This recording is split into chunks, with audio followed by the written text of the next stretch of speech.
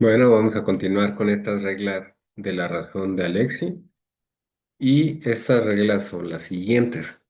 Nos dice que todo habitante debe, cuando se le pide, fundamentar lo que afirma, a no ser que pueda dar razones que justifiquen el rechazar una fundamentación. Quien pueda hablar puede tomar parte en el discurso. También que todos pueden problematizar cualquier aserción, todos pueden introducir cualquier aserción en el discurso y todos pueden expresar sus opiniones, deseos y necesidades. A ningún hablante puede impedírsele ejercer sus derechos fijados en A y B mediante coerción interna o externa del discurso. El tercer tipo de regla se denomina regla sobre la carga de la argumentación.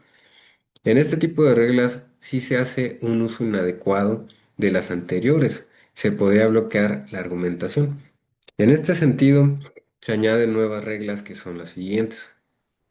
Quien pretende tratar a una persona A de manera distinta que a una persona B está obligado a fundamentarlo. También nos dice que quien ataca a una proposición o a una norma que no es objeto de la discusión debe dar una razón para ello. También nos dice que quien ha aducido un argumento solo está obligado a dar más argumentos en caso de contraargumentos.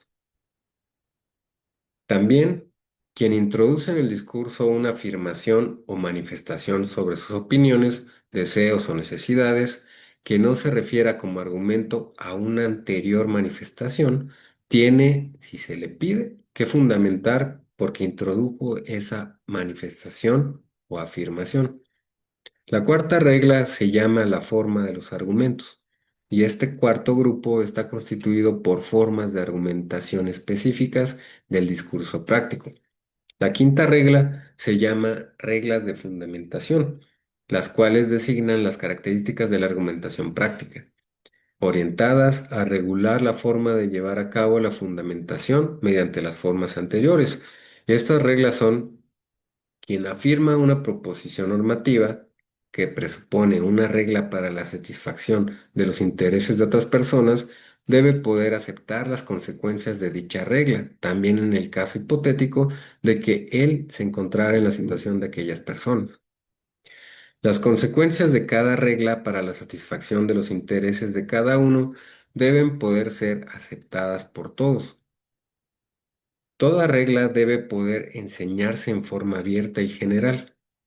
Las reglas morales que sirven de base a las concepciones sobre moralidad del hablante deben poder pasar la prueba de su génesis histórica crítica.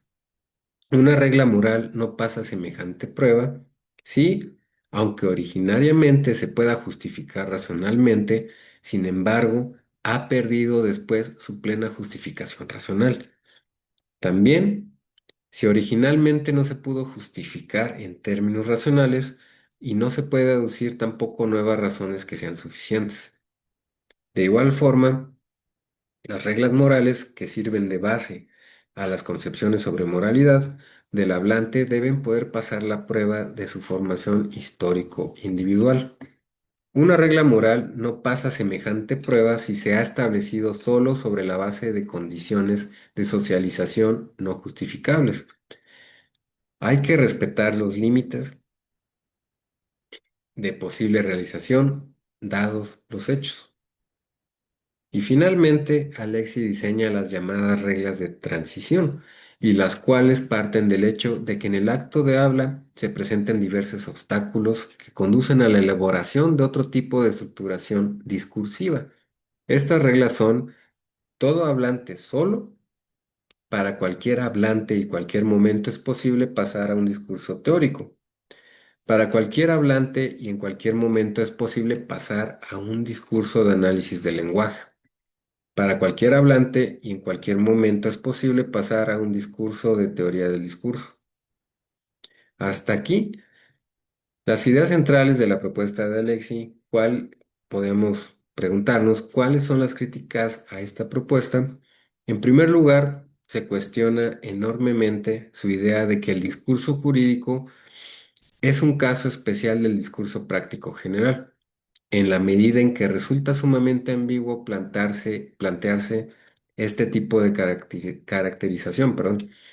Por otro lado, existe una crítica ideológica al respecto, ya que propone formular un código de la razón jurídica que se ubique en el interior del código de la razón práctica general, la cual conduce a Lexi a adoptar un criterio normativista, siendo esencialmente el discurso jurídico de corte prescriptivo.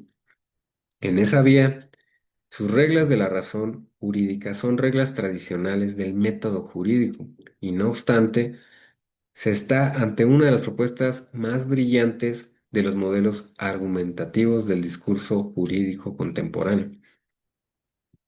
Ahora vamos a hablar de los argumentos a partir de principios.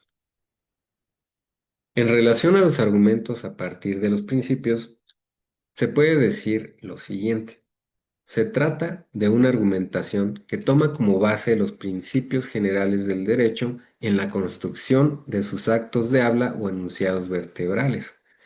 Los principios generales del derecho son los principios más generales de ética social, ética jurídica, axiología jurídica o derecho en general, los cuales están constituidos por criterios que expresan un juicio específico en relación al quehacer o la conducta humana. Ejemplos de los principios generales del derecho son dar a cada quien lo suyo o nadie puede beneficiarse de su propio delito. Argumentar en base a principios implica conocer de manera más adecuada los principios generales del derecho. Formular un argumento tomando en cuenta los principios generales del derecho también implica tener una caracterización de los saberes jurídicos, no solo desde una dimensión normativa, sino también ética, axiológica y de la antropología filosófica. Ahora vamos a hablar de la argumentación en materia de hechos. Al momento en que se argumenta en material de derechos, se debe tener una definición adecuada de la idea de hecho jurídico. Esto designa a un supuesto jurídico determinado o a una hipótesis normativa específica.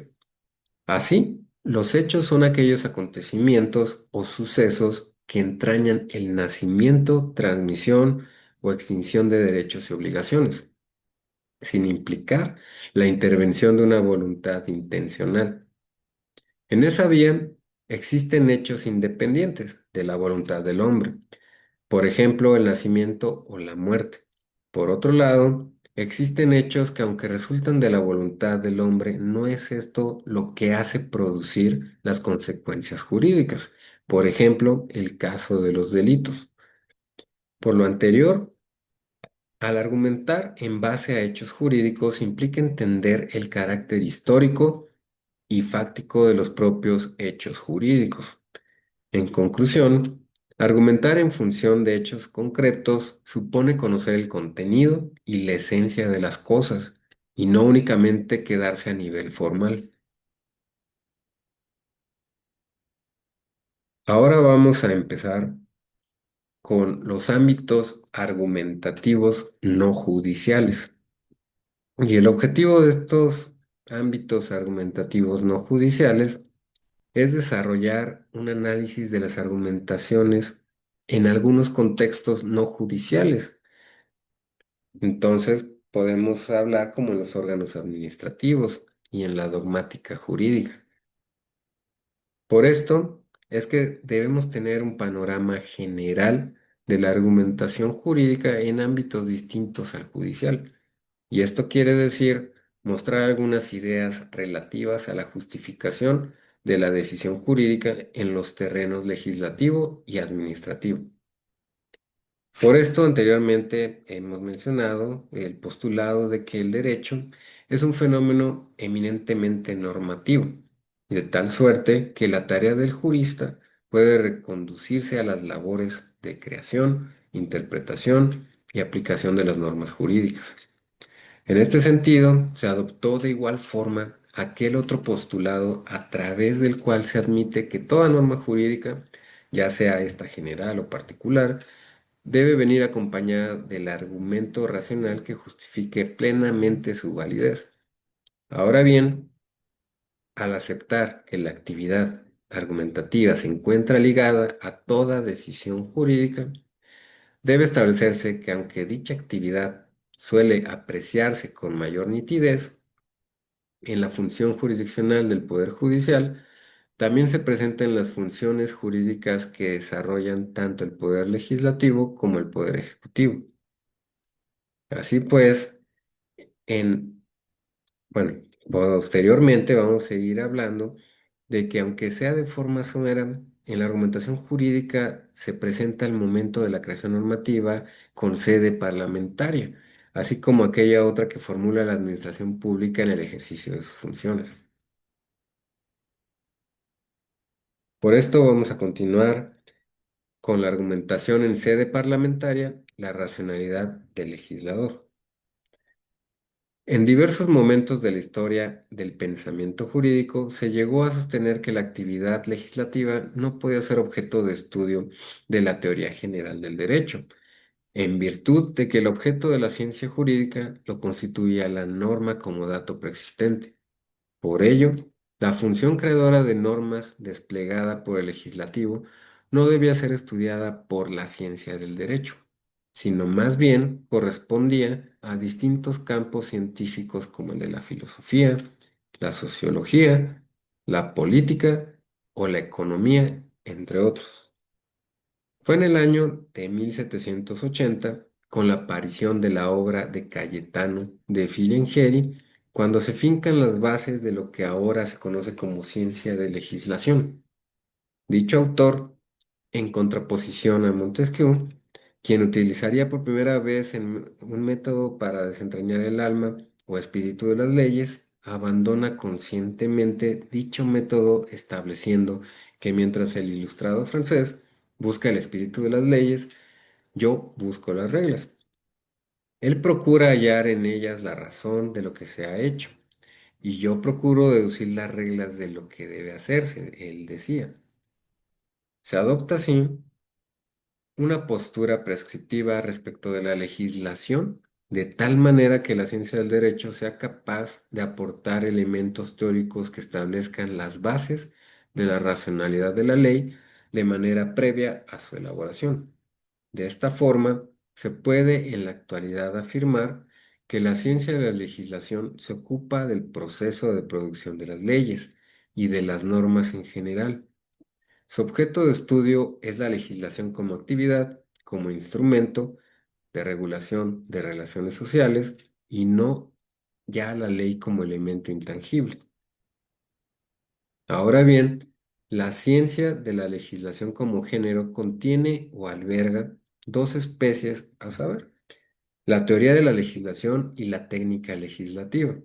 Por lo que hace a la primera, cabe decir que se trata del conjunto de estudios que sobre la legislación se realicen ameritando su reflexión sobre los problemas de naturaleza más abstracta y conceptual, mientras que la técnica legislativa es aquella que se ocupa del conjunto de recursos y procedimientos dispuestos en orden a la composición y redacción de las normas que con ese nombre son aprobadas por una Cámara Legislativa.